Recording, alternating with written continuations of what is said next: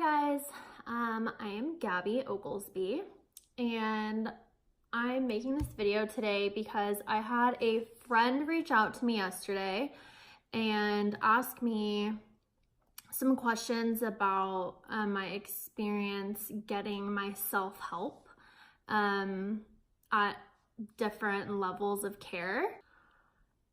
She was having really dark thoughts and she was mentioned that she was having severe crying spells and she had been going to the bathroom at work to cut herself to alleviate some of the pain that she was experiencing emotionally. Before I go into anything, I just want to say if you are experiencing a crisis, absolutely seek out help outside of YouTube. Please call 911 and get yourself help. So first and foremost, I just want to start with that. I'm just a normal person. I'm not a therapist or anything. I'm just going to share from my experience, someone that has dealt with their own mental health issues and navigating the waters. It's really tricky. But I went through a lot this year and was able to overcome a lot through the support I was able to get with my therapist and through an outpatient facility. So the first thing I told my friend to do, which is actually how I discovered a really great outpatient facility that helped me, was to go on the website US News. You're going to want to Google US News and you want to have your zip code. So you'll Google your zip code plus US News plus mental health facility, psychiatric ward, or outpatient facility. And so you'll want to Google that. What should come up is a list of the top facilities in the country according to US News. US News is a great source. I've had a lot of success with the recommendations they have on their website.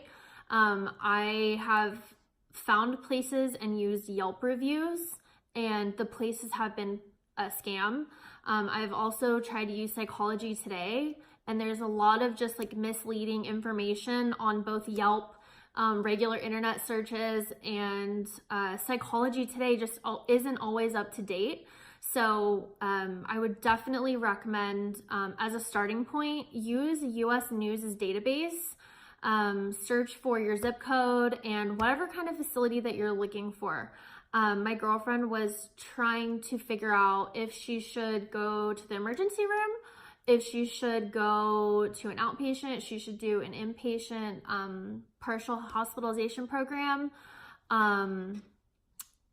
And yeah, so I had told her from my experience what I had been through and the luck that I had had with my insurance. I know for most people, getting mental health treatment is a luxury. Not all of us have insurance. I have insurance through Covered California, which is not the best insurance.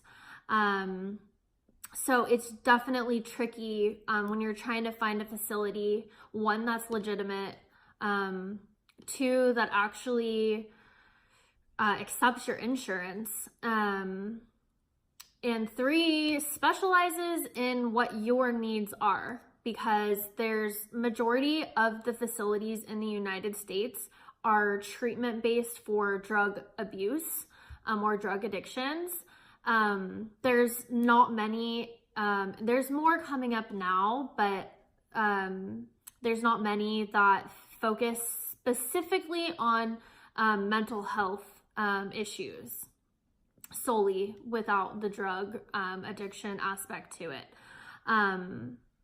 I had really needed some help with mental health struggles that I was going through earlier this year, about 6 months ago, and I was able to find a really awesome hospital near me I'm in California, so our healthcare here in the United States might be different than if you're in a different country or even in a different state.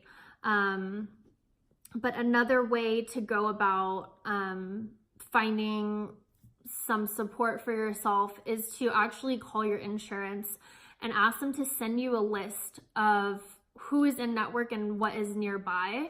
In terms of inpatient or outpatient facilities. I might do another video to talk about the difference between inpatient and outpatient, but definitely work with your insurance.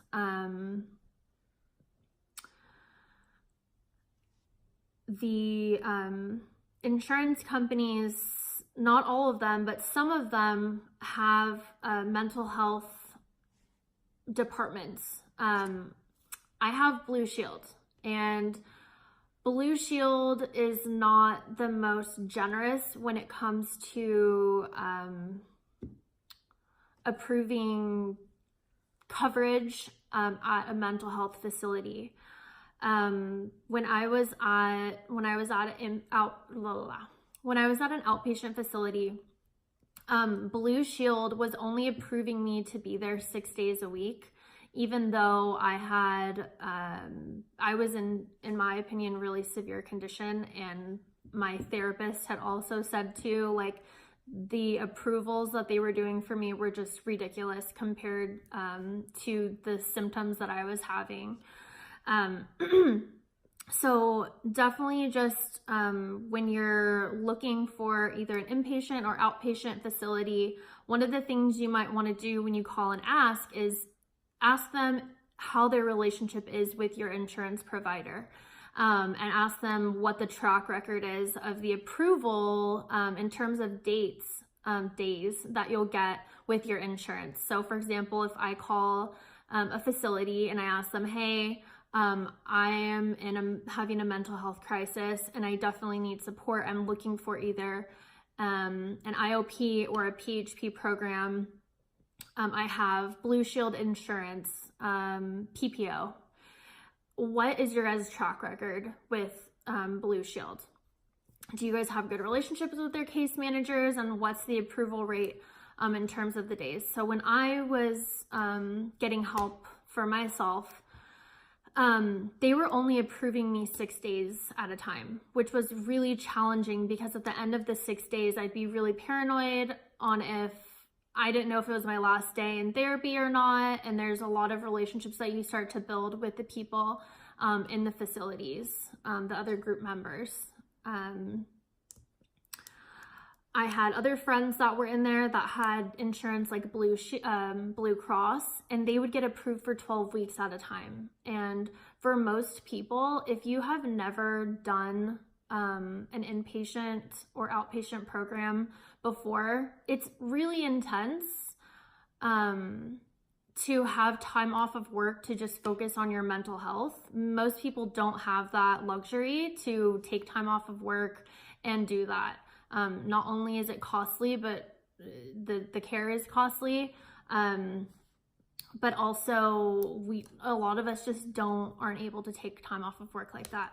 So definitely check the insurance when you're calling. Go on US News, check their website, and check with their intake department. So when you call, they do a series of questions, and sometimes it can be really triggering. So just know that when you're about to start calling these places, they're going to ask you some questions, and it might be really triggering. So just try as hard as you can to just be strong through that. I know it can be really challenging when you're going through a lot with your mental health. To be making phone calls and advocating for yourself. It can be really, really tiring and really challenging. So if you are a friend of someone that's going through this, a way that you could support them is, helping them look up facilities in their area through US News. Or, even sometimes there's resources online through the insurance website. You can do a basic search for, inpatient facilities, mental health. But some of the insurance companies don't have that. So it's just a case-by-case basis. I'm speaking from my experience. I have had Blue Shield insurance for the last 8 months, maybe 6 to 8 months, through my battle with dealing with Blue Shield. It's been really challenging, and they don't always want to help. After being in treatment for about, let's say 3 months, they finally put me in contact with somebody called a care manager. So I never knew this existed with insurance companies, or specifically Blue Shield. They have a mental health department, which I believe is managed by Magellan Insurance. Well, they have these therapists that get assigned to your account, and they follow up with you on a weekly basis. So also check with your insurance to see if they have care managers that you can work with on a weekly basis to help you get resources for your mental health. They can help refer places that might be good for you based on your needs. And it's just nice to have somebody on the inside of the insurance company that can sit and work with you and document, what you're going through, so you have more of a case built on your side when you're trying to get stuff approved by the insurance. They like to see that you're making an effort and you're going to therapy, and just really being consistent and doing your part. So really try to advocate for yourself, and that's definitely one of the biggest tips that I have, and things that have helped me get better is through the US News website, and overlap with your insurance company. I've just found that basic internet searches can be really challenging. There's not a lot of filtering. It's like the wild web. Anyone can say anything about any places. Inpatient, outpatient facilities can pay for their Yelp reviews to be really good. Companies do this. So I went to a really terrible place in Nashville, and I learned the hard way that, don't always trust Yelp. And make sure to do your homework first. But I have realized that US News has been a very valid source of information to verify what hospitals are good and which are not, or which are just highly recommended by them. I hope this video helps. Sorry for all the ums and likes and California slang. My friend had said that the information I shared with her yesterday was really helpful, and I figured if I can post this video and maybe help some other people navigate the waters, make it a little bit easier for them if they're going through their own mental health struggles, I thought I would do it. So let me know in the comments below if you guys want to know any more details of my journey. I'd be happy to share whatever people are interested in. Talking about mental health issues is really nerve-wracking. People are so judgmental about it. But I'm trying to break the stigma by being open and talking about my struggles here. So if there's other topics you guys would want me to cover, let me know. I'm definitely going to be making more videos like this. Okay, thanks.